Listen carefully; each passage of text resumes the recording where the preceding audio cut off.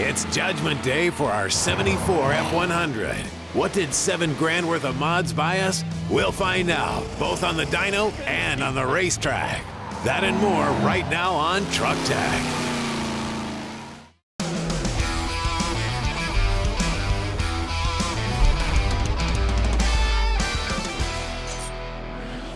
Today is for all you Ford guys out there because we're about to spend a little quality time with our 1974 F100.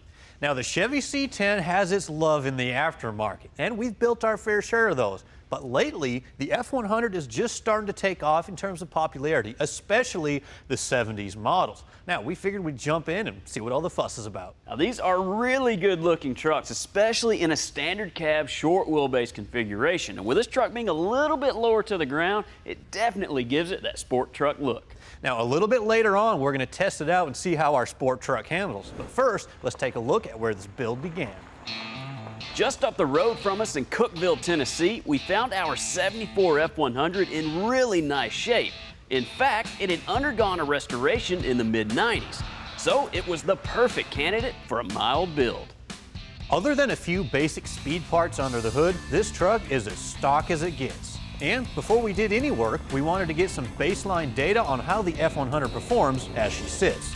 So we hooked it up to the chassis dyno next door in the engine power shop, where the 351 Windsor put down an unimpressive 146 horsepower to the wheels.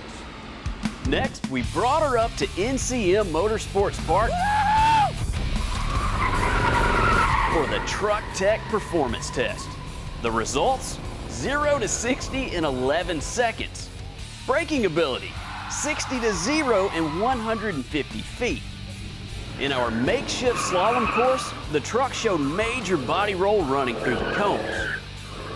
Then we each took it for a lap on the short part of the track, where it averaged a minute 19 for a lap. With our data in hand, we made a game plan to transform this truck for a total of $7,000 in parts. We started with the suspension and lowered it 4 inches with some bolt-on shackles and hangers out back and new I-beams in the front. And we stiffened up the suspension with new anti-roll bars front and rear. Next, to give the truck some help getting off the line, we tore apart the rear 9-inch to give it some new 389 gears. And a Detroit True Track was installed to put the power down to both wheels. Then we spent the majority of our budget by tearing the 351 Windsor down to a bare short block, and topping it off with a new cam, a pair of Edelbrock 195cc cylinder heads, an aluminum air gap intake, and a larger carb. So what did all this work buy us? Well, everything we did here was a simple bolt-on installation requiring no special tools. And individually, these jobs could be accomplished in a weekend, and we didn't hurt anything. So if we ever decided to convert this truck back to stock, we could do that pretty easily. So we wound up with a good-looking, sporty, classic truck. Should be a lot of fun to drive and hopefully do a lot better out on the racetrack. But the big question is, how did she do on power? Well, we couldn't resist. We had to throw it on the dyno to find out.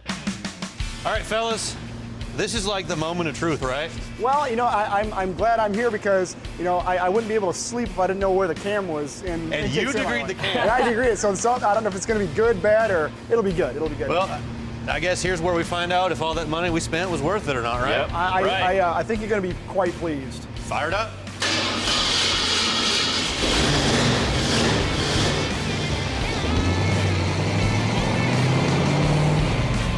It's never a good idea to give your engine full power until it's warmed up. So we'll make a few easy passes to get the engine oil, transmission, and the rear differential up to temperature. All right, 230. It's not bad. That's a big gain over what we had. Then we'll hit it a few times and see what she puts down. Right there. 245. Man, yeah, that's what I'm talking about. 261 pounds of torque. That's awesome. Yeah, man, check this out. Look at these gains way up here. So this is why peak numbers don't always tell the story. Look how much further it pulls and how much power it makes just at, 4,800 RPM. It's like you have two other engines in it, because if you're at 80 and now you're at That's awesome. Absolutely. You know, we went from 79 horsepower on our old setup to 234 horsepower at the same exact RPM. That is huge. That is an immense gain that you will feel. Look at the difference, even look at the torque difference. Now, let alone the horsepower. This thing's going to pull like a monster compared to what it was. Hey, I'm happy. I'm happy. You happy? I think so. We all happy? I'm really happy. Up next, towing basics, and later, track time.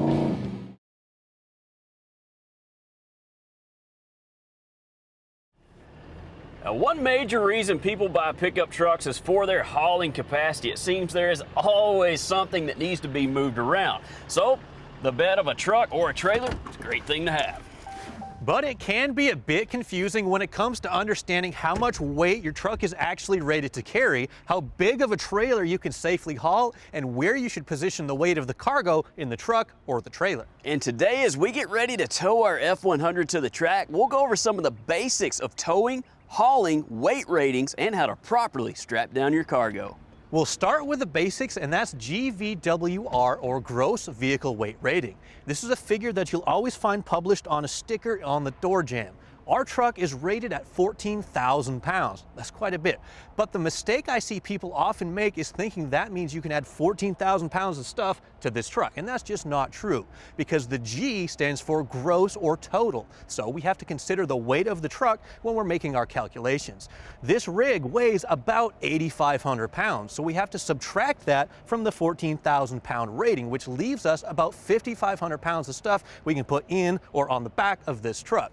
Also, don't forget, you have to consider heavy things you bolt onto the truck, like big off-road bumpers or winches. Those will actually subtract just a little bit from the GVWR.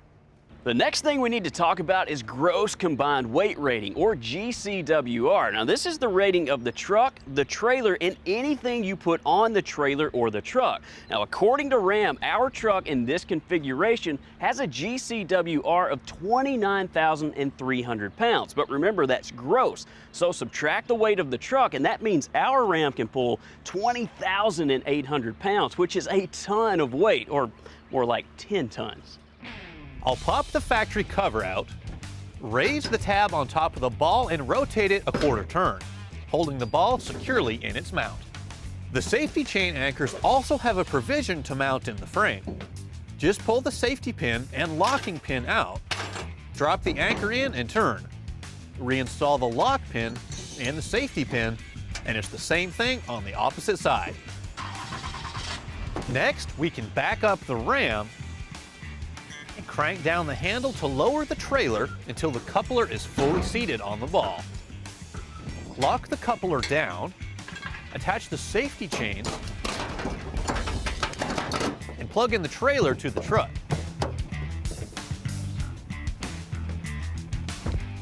Then close the tailgate and fully raise the jacks.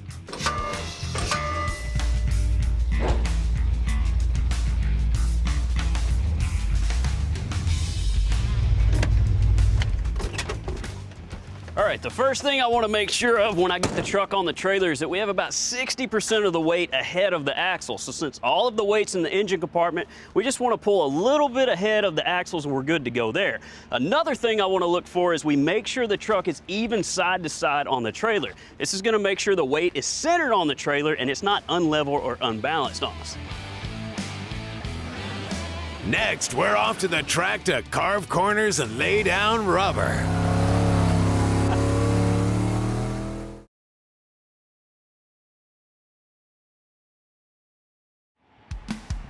We're back on Truck Tech.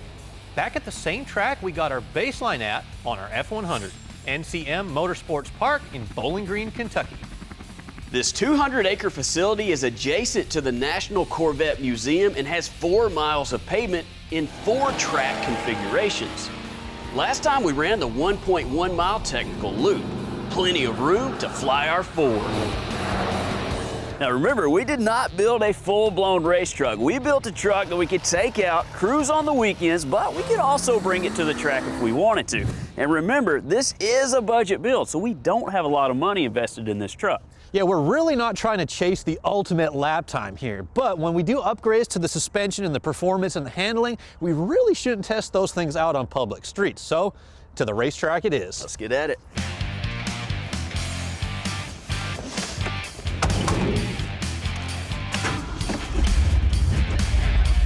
You have something to hold on to over there? No, nothing at all. This is gonna be fun then. No, not for me. You know, I like how you let me drive and I don't have to sit over there. You'll get your turn. I'm not riding with you. Come on, man, this is just an easy lap. Is this not easy? Not when you're sitting on a bench seat. Oh, I can tell right away the power. That little bit of extra horsepower we gain is, you can feel it pull now. I mean, really, my favorite thing about this truck is, you know, it is a budget setup. So, we said it before, I'll say it again, this truck is not meant to be out on a road course. But look how much fun we're having. It's a lot of fun. I mean, we got next to no money in this truck. You know, we probably should have invested in a proper pair of race seats, especially for this side. That would have been a good idea, yeah. You roll around in here, I'm just glad I have the steering wheel, but it may be a little warped after I get out of here, especially when you go around a curve like that. What are you doing? That wasn't about going fast, that was about having fun.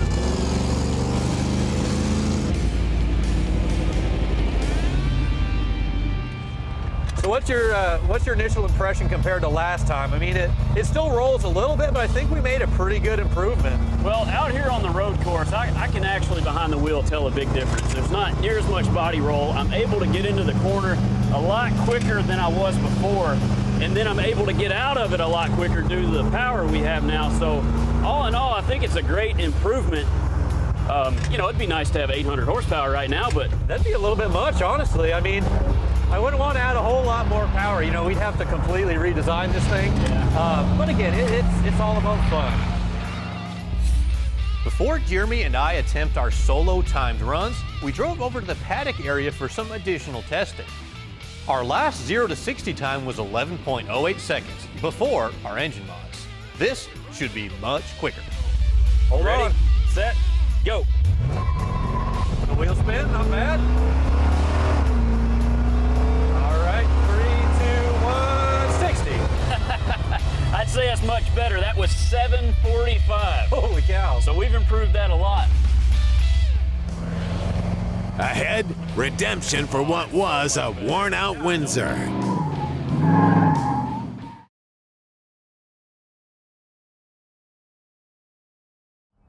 If you have a classic or collector vehicle, you know how hard it can be to get an insurance policy that'll meet your needs. And if you take your car out to a track and wreck it, most other auto insurance companies won't cover you.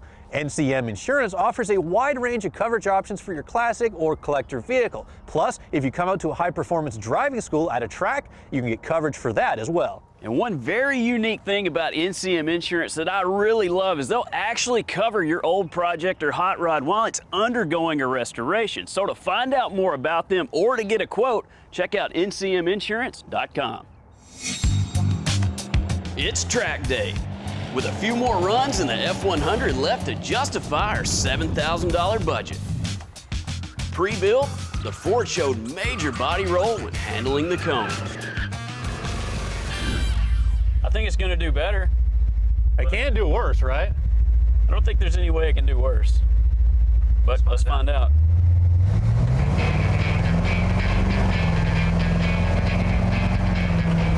Oh, that's so much better. Yeah, I mean, no body roll. I mean, it's not. I mean, it's much flatter than before. That's what for I sure. noticed right out of the gate is before I felt like I could reach out the window and touch the pavement, and now it's staying pretty flat.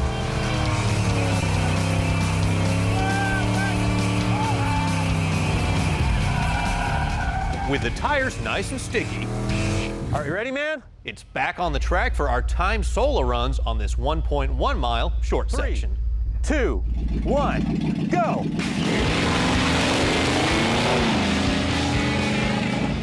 All right, now while I'm driving a course like this, even though there's a lot of turns, one thing I want to do, which sounds crazy, is go straight as possible. So I want to find the straightest route through all of the turns and make sure I hit all of my apexes. So I'll stay wide, and as I come into a turn like this, then I start to hug into the apex. As I start to come back out to another corner, I'll drip to the outside, and then that's my quickest line in.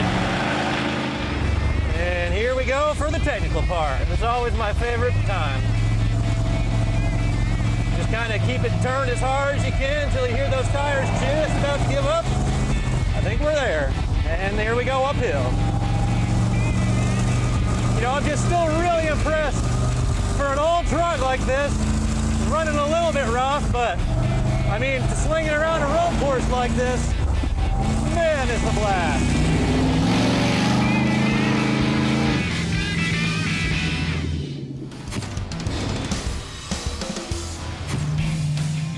Driving an older truck can certainly save you some cash each month by not having to pay a big note.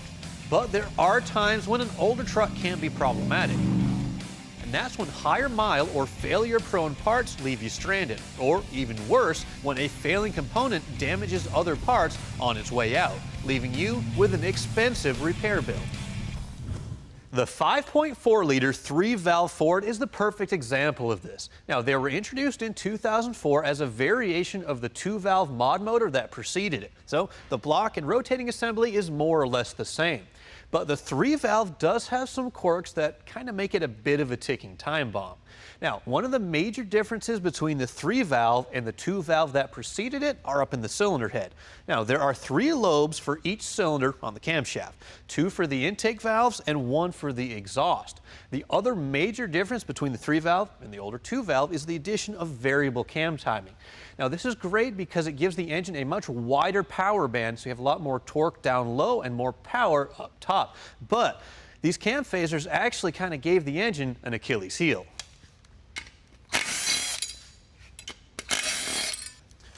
When they first start to fail, your first indication is going to be a slight ticking noise, a loss of fuel mileage, and power. But many people actually ignore those symptoms and continue to drive. Well, if that happens and the phaser completely fails, then you'll have a lack of lubrication to the top end of the engine. That means your cam is going to be spinning with no lubrication, and that will damage parts in a hurry, leaving you with a very expensive repair bill. So, rather than trading in that old pickup or just junking it, consider this. PowerTrain Products actually offers remanufactured and updated 543 valves for just under $3,300.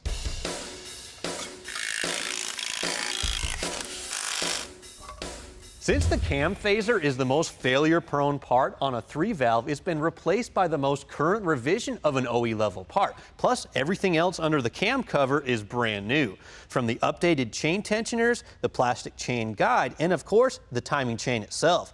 Also, there's a new milling oil pump that'll improve oil flow to the top end of the engine. To keep your F-150 on the road, be sure to check out PowerTrainProducts.net. They offer remanufactured engines, transmissions, transfer cases, and differentials for a wide range of vehicles. They have a great warranty, and you can even step up to the no-fault warranty that'll cover you for 5 years and unlimited miles, regardless of the cause of failure.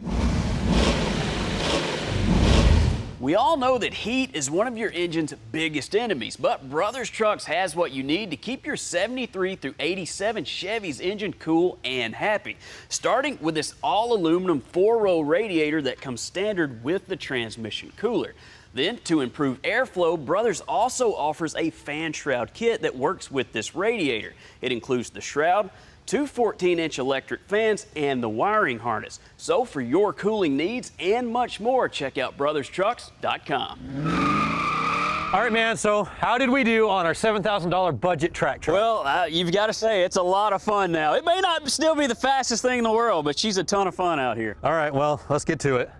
What did I do? Well, you did a 1:13.13.